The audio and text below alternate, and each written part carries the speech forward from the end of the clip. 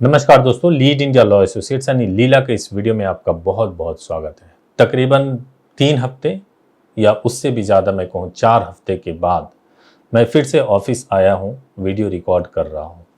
लेकिन इस दौरान जिस भयावता को, जिस कोरोना के विकराल रूप को हम लोगों ने देखा है, मेरी फैमिली ने फेस किया है, वो सब कुछ मैं आपसे शेयर करूँगा ताकि आप भी सीख सकें और कल से आपको नॉर्मल वीडियोस मिलने लगेंगी ताकि जो आपकी अपनी क्वेरीज है वो भी सॉल्व हो सके। दोस्तों, सबसे पहले घर में मेरी वाइफ को कोरोना हुआ, वाइफ के बाद से मुझे हुआ, मेरे बाद मेरे माता पिता, मेरे भाई भाभी, मेरी माँ, सब किसी को एक एक करके कोरोना होता गया।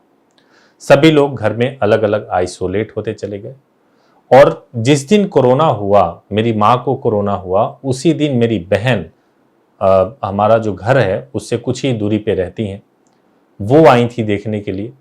और जब हमारे पास से मिल करके गई, हालांकि हम डिस्टेंस मेंटेन कर रहे थे, लेकिन जब वो हमारे पास से मिल करके गई, उसके 3 दिन के बाद उनको बहुत जोर की खांसी आई। इधर माँ की तबीयत खराब थी। पिताजी जो मेरे हैं वो आर्मी से रिटायर्ड हैं, उनकी भी तबीयत खराब हो रही थी। उनको सबसे पहले हम लोगों ने अपने फादर को, चूंकि उनका ऑक्सीजन लेवल डाउन होने लगा था, तो हमने सबसे पहले अपने फादर को जो आर्मी हॉस्पिटल है उसमें एडमिट कराया और सौभाग्य से केवल 4 दिनों के अंदर वो ठीक होकर के, उनका ऑक्सीजन लेवल मेंटेन होने लगा, वो ठीक होकर के घर आ गए।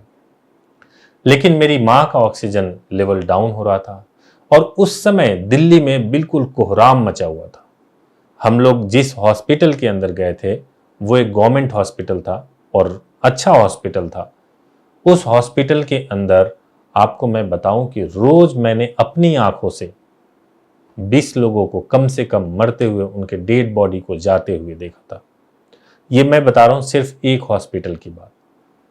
जब हमारा पूरा घर कोरोना से संक्रमित था, हम सभी लोग, हमारे घर में सभी लोग कोरोनिल को यूज कर रहे थे। उसके साथ साथ जो विटामिन सी है, जिंक है, अगर गले में दर्द है तो एजेंथ्रोमाइसिन है, ये सब डॉक्सी है, ये सब सबने इस्तेमाल किया और हम सभी लोग तो ठीक हो गए। लेकिन मेरी माँ और उसके कुछ दिनों के बाद मेरी बहन कोरोना पॉजिटिव हो गई और उनका ऑक्सीजन लेवल डाउन होने लगा।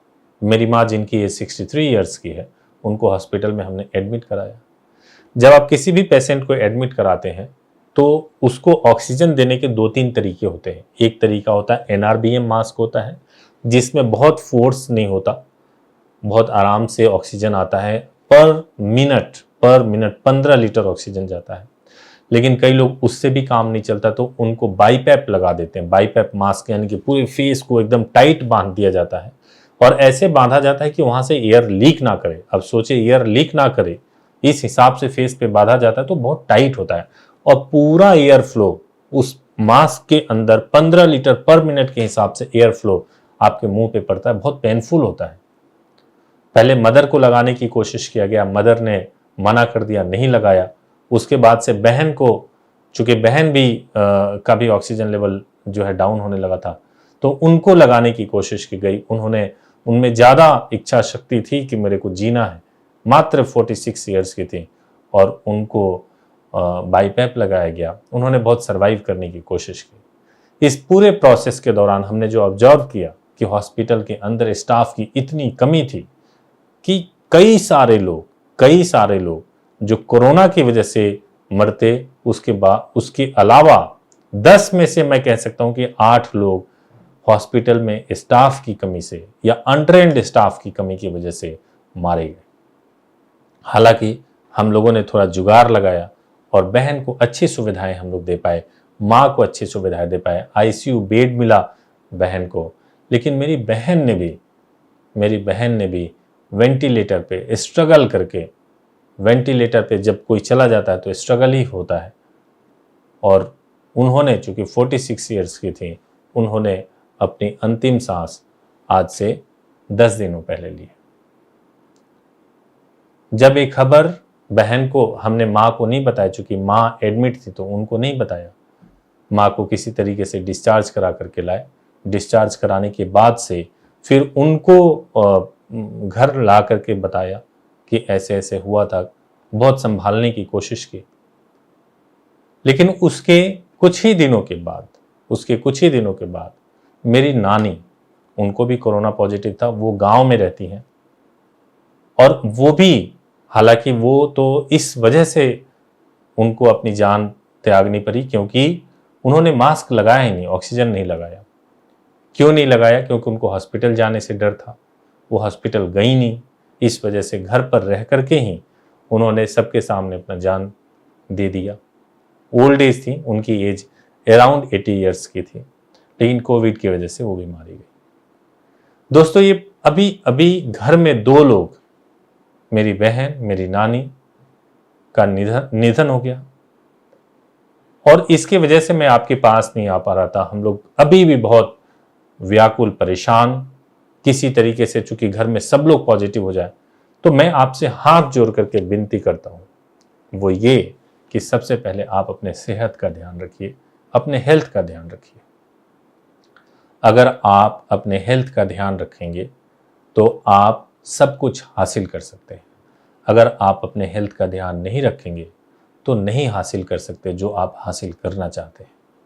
इसके अलावा आप अपने परिवार, आपके शुभचिंतक जो भी हैं, उनका ध्यान रखिए, बहुत बहुत ज़रूरी है। बिल्कुल लापरवाही मत करिए। अगर खांसी तेज आ रहा है तो उसको सीरियसली लीजिए। घर में कोशिश करिए कि ऑक्सीमीटर तो जरूर रखें, ऑक्सीजन को जरूर आप चेक कीजिए कि कितना है ऑक्सीजन। अगर ऑक्सीजन नीचे जा रहा है तो कई सारे वीडियोस मिल जाएंगे जिसमें आपको थोड़ा योगा, एक्सरसाइज करके आप ऑक्सीजन लेवल को बढ़ा सकते हैं।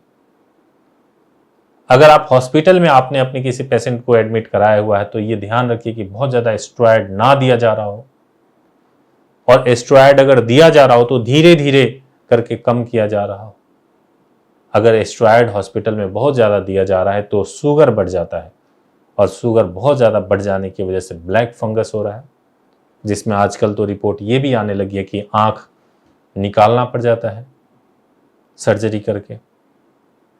तो हम, पूरी दुनिया एक ऐसे महामारी के दौर से, एक ऐसे विपत्ति से गुजर रही है जो बाद में, आज से 5 साल, 10 साल, 20 साल, 50 साल बाद जब याद किया जाएगा तो ये इतिहास में दर्ज होगा कि कैसे मानवता के ऊपर इतनी बड़ी संकट आई थी और किस प्रकार से हम सभी लोग जूझे थे।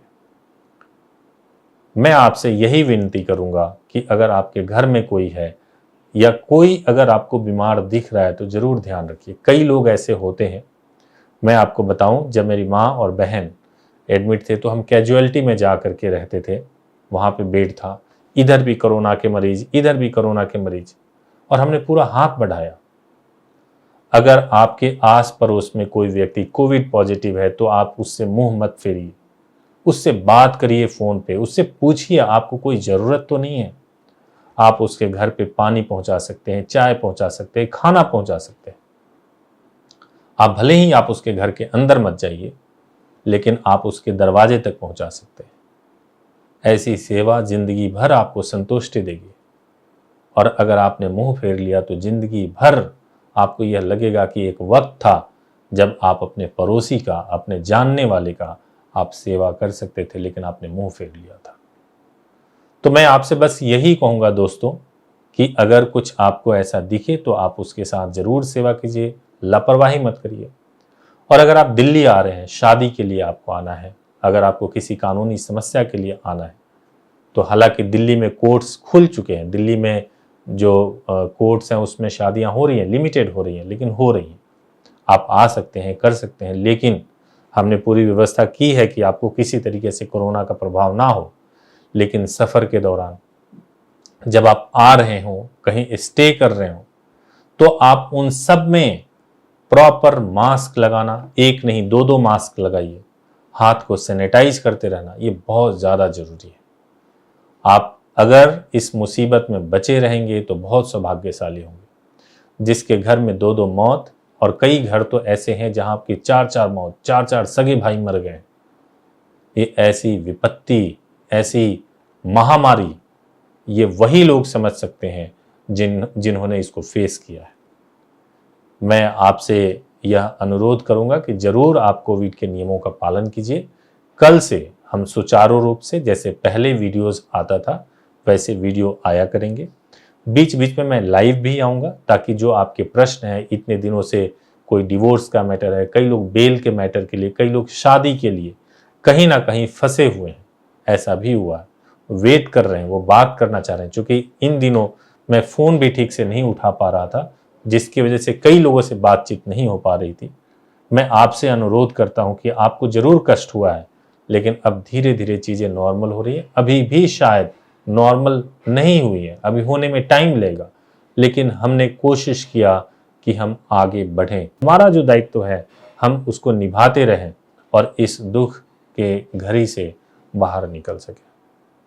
दोस्तों, ये वीडियो इसलिए बनाया है ताकि आप इस वीडियो के माध्यम से, हमारे एक्सपीरियंसेस से आप सीख सकें। मैंने आपको जो मेडिसिन्स बताया था, उसी मेडिसिन से हम लोग ठीक हुए हैं।